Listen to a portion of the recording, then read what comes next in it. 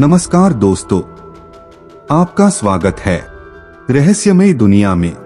आज की कहानी का नाम है सोहनपुर का श्रापित खजाना, पार्ट 2, श्राप की वापसी। चलिए कहानी शुरू करते हैं।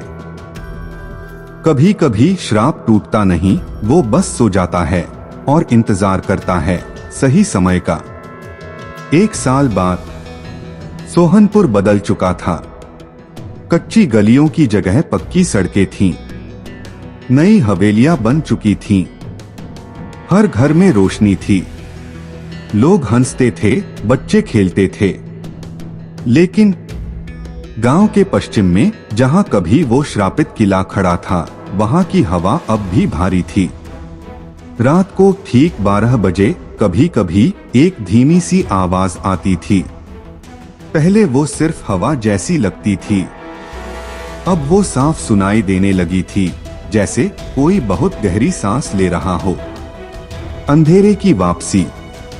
एक रात पूरा गांव अचानक अंधेरे में डूब गया। बिजली चली गई। ना तारे दिखे, ना चांद, बस घना दम घोंटने वाला अंधेरा। और फिर हवा में वही जानी पहचानी फुसफुसाहट गूंजी, तुमने हमें खत्म नहीं किया, तुमने हमें मुक्त किया है। अर्जुन की नींद टूट गई। उसके कमरे की दीवार पर खून से बना एक निशान था, एक मुकुट, और उसके नीचे लिखा था, वापस आओ। खून ताजा था, लेकिन दरवाजा अंदर से बंद था। पहला शिकार। अगली सुबह गांव के सबसे बुजुर्ग व्यक्ति गायब थे। उनके घर के बाहर रेत पर घसीटने के निशान थे, जैसे कोई उन्हें घसीट कर ले गया हो। और वो निशान सीधे उसी दिशा में जा रहे थे जहां किला हुआ करता था। किले का पुनर्जन्म। अर्जुन और वीर जब वहां पहुंचे, उनके पैरों तले जमीन खिसक गई। किला वापस खड़ा था, सीधा, मजबूत, जैसे कभी टूटा ही नहीं था। दीवारों पर नई मशालें जल रही थीं। दरवाजा आधा खुला था, जैसे कोई उनका इंतजार कर रहा हो। अंधेरे का असली स्वामी। अंदर का मंदिर कक्ष पहले से बड़ा था। बीच में काला सिंहासन था और उस पर धुएं से बना एक विशाल साया बैठा था। उसकी आंखें अंगारों जैसी थीं। आवाज गूंजती हुई, राजा रक्तवर्धन तो सिर्फ एक पात्र था, मैं हूं लालच की पहली परछाई। अर्जुन का गला सूख गया। तू कौन है? साया मुस्कुराया, मैं वो हूं जो हर इंसान के दिल में जन्म लेता है जब वो जरूरत से ज्यादा चाहता है। डर की परीक्षा। अचानक जमीन कांपने लगी।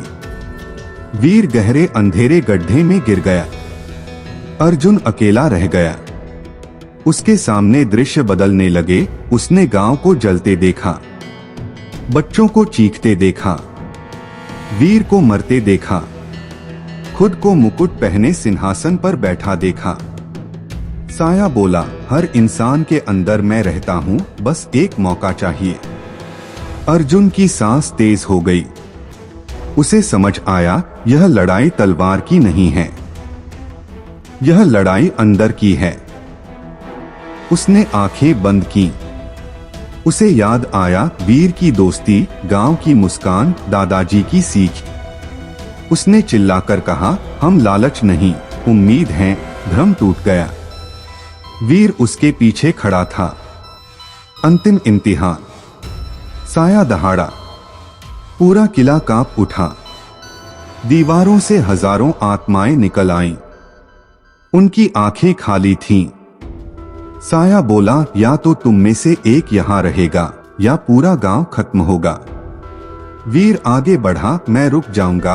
अर्जुन ने उसका हाथ पकड़ लिया। उसे दस्तावेज की आखिरी पंक्ति याद आई, श्राप शक्ति से नहीं, त्याग से टूटता है। अर्जुन ने मुकुट उठाया। उसे अपने सिर पर नहीं रखा, बल्कि सिंहासन पर रख दिया और बोला, हमें खजाना नहीं चाहिए, हमें सत्ता नहीं चाहिए, हमें बस शांति चाहिए। कुछ पल सन्नाटा, फिर साया चीखा। उसकी आंखें बुझने लगीं। मुकुट जलने लगा, सिंहासन टूट गया, तेज सफेद रोशनी पूरे किले में फैल गई। आत्माएं धीरे धीरे शांत होकर आसमान में विलीन हो गईं। साया राख बनकर बिखर गया और फिर पूरा किला अंदर से ढह गया। आखिरी सुबह अर्जुन और वीर बाहर आए। सूरज उग रहा था, रेत पर सुनहरी रोशनी पड़ रही थी। किले की जगह अब सिर्फ राख थी। उस दिन के बाद ना कोई चीख सुनाई दी, ना कोई फुसफुसाहट, ना कोई परछाई। दादाजी ने मुस्कुराकर कहा, इस बार श्राप सच में खत्म हो गया। लेकिन कुछ लोग कहते हैं बहुत गहरी रात में जब हवा बिल्कुल थम जाती है तो रेत पर एक अकेली परछाई चलती दिखती है। वो बस गांव को देखती है, जैसे इंतजार कर रही हो कि इंसान फिर से लालच तो नहीं करेगा। क्योंकि असली श्राप किसी किले में नहीं रहता, वो इंसान के दिल में जन्म लेता है।